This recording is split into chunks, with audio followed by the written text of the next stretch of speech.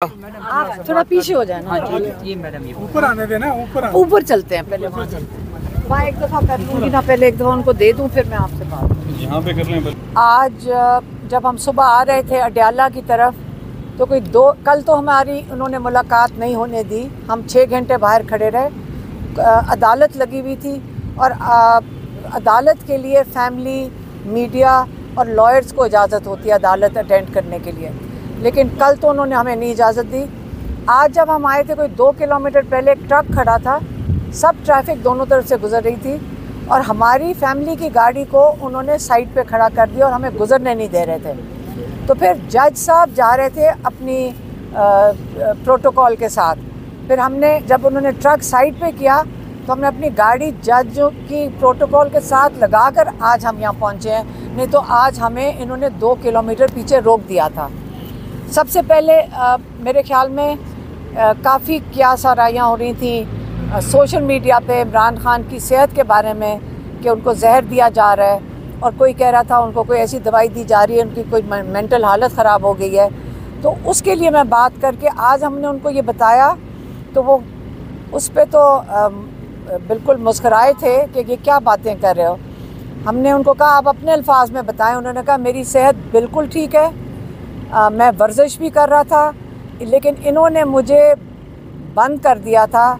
कोई मैं 40-50 घंटे के लिए उन्होंने बंद कर दिया था और मुझे बंद सिर्फ इतने घंटों के लिए किया था, लेकिन अखबार और पीटीवी की भी एक्सेस बंद कर दी थी।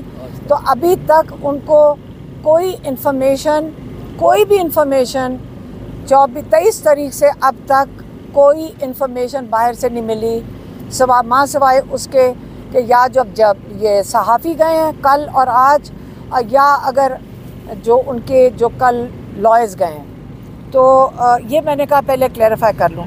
फिर हमने खान साहब के को जो काफ़ी चीज़ें हुई हैं, जो सानिया हुआ है जिसको हम इस्लामाबाद मैसेकर कहते हैं, उसके बारे में काफ़ी इन्फॉर्मेशन दी, उनको काफ़ी डिटेल्स बताई। और ये काफ़ी कुछ आपको पता है सबको कि सोशल मीडिया पे भी चल रहा है और कई बच्चे जो यहाँ पे भी खड़े हैं ये उधर मौजूद थे, तो उसके बारे में बताया। तो खान साहब, इमरान खान काफ़ी शौक में थे, मतलब काफ़ी ज़्यादा शौक में थे। वो तो बारी बारी पूछ रहे थे क्या बात कर रहे हो। तो उनको ये भी बताया कि जो इससे 12 का ये फिगर आ रहा है क्योंकि लोग लापता हैं या जेलों में, इसके ऊपर भी वाज़ेह नहीं हुआ है। हमें बताया जा रहा है 5-5 हज़ार लोगों के फिगर का। लोग लवाहिकीन अपने रिश्तेदारों को जेलों में ढूंढते फिर रहे हैं, उनको ये नहीं पता कि किस जेल में है। तो क्योंकि वो इस वक्त दुआ कर रहे हैं कि हमारे रिश्तेदार जेलों में हों, हमें भी रब्ता कर रहे हैं, इसलिए हमारे पास ये काफ़ी इन्फॉर्मेशन है। और जो डेड बॉडीज़ हैं वो लापता हैं।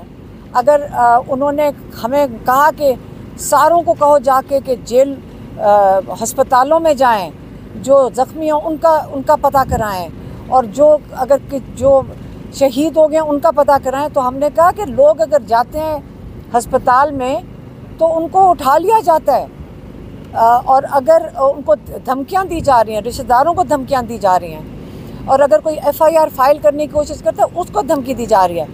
उन्होंने कहा सबसे पहले FIR आप लॉयर्स को बताया, क्योंकि लॉयर थे वहाँ पे, लेकिन हम क्योंकि वहाँ खड़े थे तो उन्होंने कहा सबसे पहले FIR जाकर मोहसिन नकवी और शहबाज शरीफ के ऊपर करो, क्योंकि उन्होंने जो ये कत्लो गारत हुआ है बेगुनाह अनआर्म्ड, और जो अपना जो कहते हैं आईनी हक इस्तेमाल कर रहे थे एहतजाज का, आपने उनके ऊपर FIR दर्ज करनी है। एक उन्होंने ये कहा।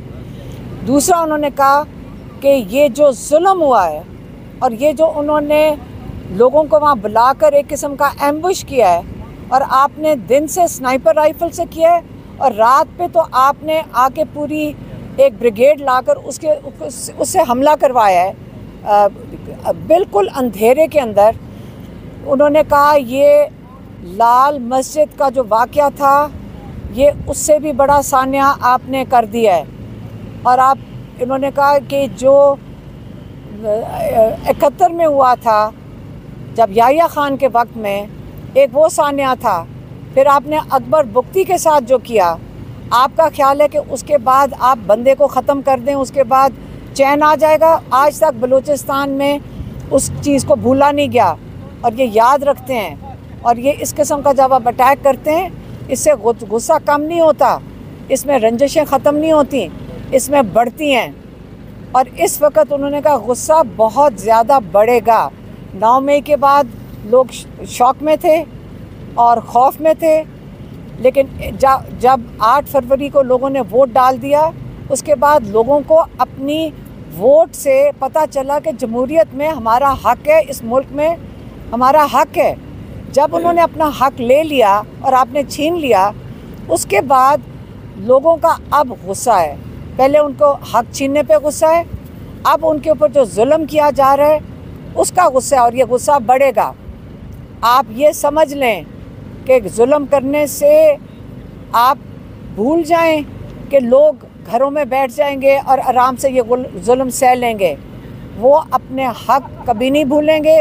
इमरान खान ने पाकिस्तानियों को कहा है, याद रखना कि जुल्म, हमने कहा था कि हम जुल्म होगा, मुश्किल आएगी, कुर्बानियाँ देनी पड़ेंगी, लेकिन ये नहीं मतलब कि हमें दुख नहीं है उसका। अल्लाह ताला शहीदों को ऊंचे दर्जे दे, क्योंकि उनकी कुर्बानियाँ कभी भूली नहीं जाएंगी। लेकिन इसका ये नहीं मतलब कि 24 करोड़ लोग अपना हक़ भूल जाएं लेना। अभी भी आपने उठना है। उन्होंने कहा एक लास्ट कार्ड है जो मेरे पास है, जो आपको किसी को ना बताऊंगा, ना पता चलेगा, लेकिन वो मेरे पास है, लेकिन अभी इस्तेमाल नहीं होगा। लेकिन इस वक्त जैसे कि जो सिस्टम कहता है, हम अपनी अदालतों में जाएंगे, हम सुप्रीम कोर्ट में जाएंगे, हम इस जुल्म के ख़िलाफ़ कि आपने स्नाइपर राइफ़ल से लोगों को, अपने लोगों को, अनाम लोगों को जिनके पास कोई हथियार नहीं था, उनको मारा है। सुप्रीम कोर्ट में जाएंगे, हम इंटरनेशनल अदारों के पास रिपोर्ट ह्यूमन राइट्स अब्यूज़ की, इस किस्म की चीज़ दुनिया में नहीं देखी गई, ये दुनिया में नहीं देखी गई, आप छुपा नहीं सकेंगे, ये सब कुछ बाहर आएगा। और इंशाल्लाह हम इसको परस्यू करेंगे और अपने लोगों को वो हिदायत, आप कहते हैं हम करूँगा, कि इसको बिल्कुल लोकल लेवल पे भी, सुप्रीम कोर्ट में भी और इंटरनेशनल भी, आप इसका पूरा भरपूर तरीके से इसको हाईलाइट करें।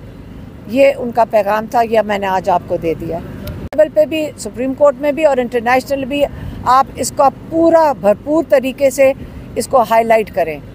ये उनका पैगाम था, यह मैंने आज आपको दे दिया। लेवल पे भी, सुप्रीम कोर्ट में भी और इंटरनेशनल भी, आप इसका पूरा भरपूर तरीके से इसको हाईलाइट करें। ये उनका पैगाम था, यह मैंने आज आपको दे दिया।